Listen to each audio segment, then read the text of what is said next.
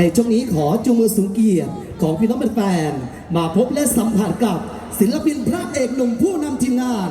พระเอกหมอลำเสียงพี่หกนกพงศกรส่งมอบความสุขกับแฟน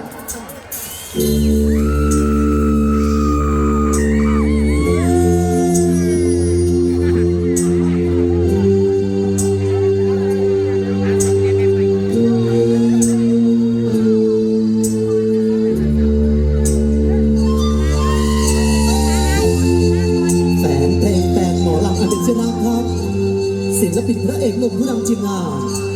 พระเอกหมอลำเสียงพี่หกนกพงศกรที่ได้โผล่พบโบยบินในวงการหมอลำร่วมสืบสารศาสตร์และศิลปะการแสดงหมอลำมาจวบจนวันนี้พร้อมความรักและความเมตตาแรงศรัทธาจากพี่น้องแฟนๆที่ส่งมาให้ศิลปินพระเอกหนุ่มผู้นำทีมงาน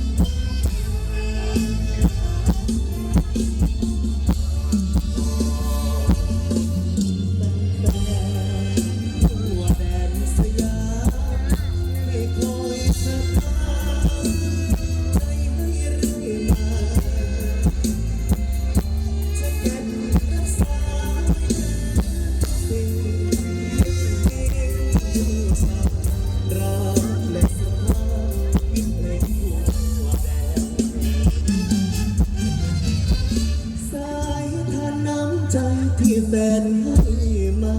สาบซึ้งสุดแสนขอบคุณแฟนๆที่ยังเมตตาน้องคงสะกอนให้คำสัตย์ยืนหยัดในสัญญาตราบชั่วนิรันดร์ไม่ลืมแฟนเพลง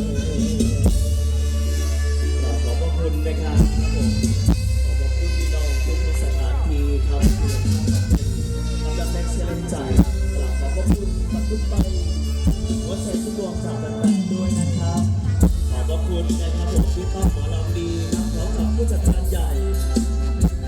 มีเวลาเสียในบอกรับนำคาราบาวคอนเสิร์ตเข้ามาแล้วก็ฝากขอบคุณต่อในครั้งที่นี้ครับผู้ใดพร้อมได้ขอให้ถูกรางวัลที่หนึ่งครับพี่น้องครับก็ต้องยากกว่าผลมันเปลี่ยนเองอะไรมาแล้วครับหมอลำเสียงมีหกนกพงศกรมาแล้วมาเอาแนวไปใบมาเอาแนวไปบานมือนี้มาฝากเป็นลูกข้างบ้านเป็นบ้านของสวนฝากซื้อฝากเสียงผลงานฤดูกาลปีที่ 4ครับมาได้ออกใจพี่น้องชาวศรีรัตนะพี่น้องชาวศรีสะเกษฝากมาเสียงมีหกนกพงศกรถึงจังหวัด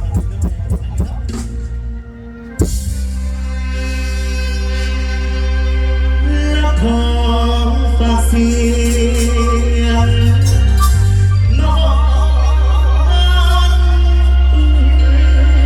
ตังขอฝากเสียงบางคงสะก่อนให้เชียงสอยแล้วฝากแม่ดฝากลูกน้องบ้านเป็นน้ำใจผู้สุคนในเดิม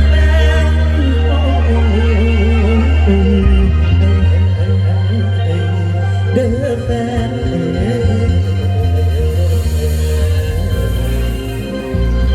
ขอพี่น้องชาวศรีสะเกษที่ต้องสู้ครับขอบพระคุณนะนายอำเภอนะครับผมขอบพระคุณนายกครับนายกครับขอบคุณครับนายกครับที่มาดูแล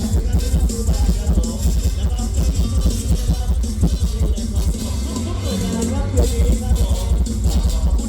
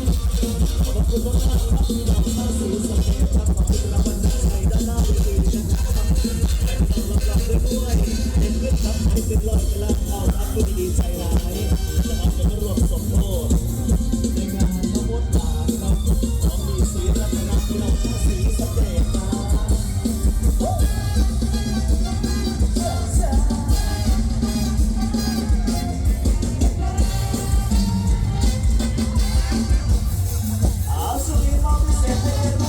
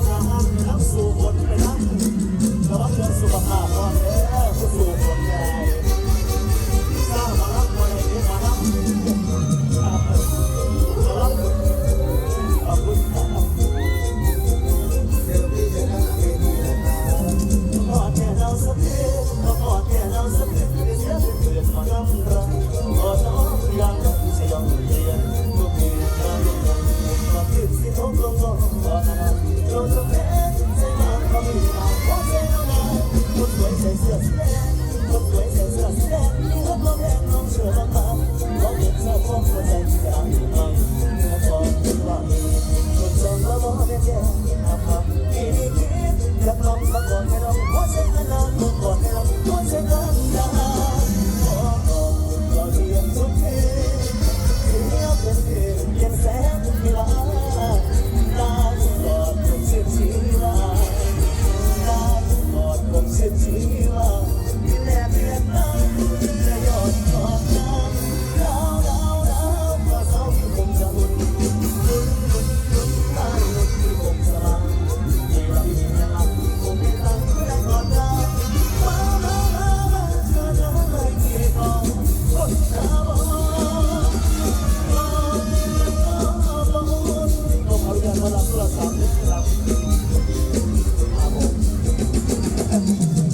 นะครับเรื่องที่เราเป็นที่เราต่อว่าเราจะให้เราได้พบหาผมน้ำเราที่ได้หมอที่เราที่เราที่เราที่เราที่เราเราให้เราเป็นคนเราคนเราขอวัดเดินเย็นกันได้สวยแท้สวยแท้อยู่เฉยๆน้ำยาสีให้ก็ได้กินน้ำยาสีไม่ก่อนต้องการโดนแก่นฟ้าสีน้ำเป็นผักกระบะแล้วสีน้ำเป็นผักกระบะแล้วน้ำตา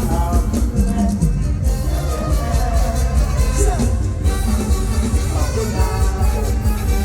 เวลาอยากได้รูปใกล้ๆเชิญเราไปที่ด้วยดีแม่ครับผมใกล้ๆใกล้ๆก่อนใกล้ๆใกล้ครับเฮ้ยเฮ้ยเฮ้ยช้า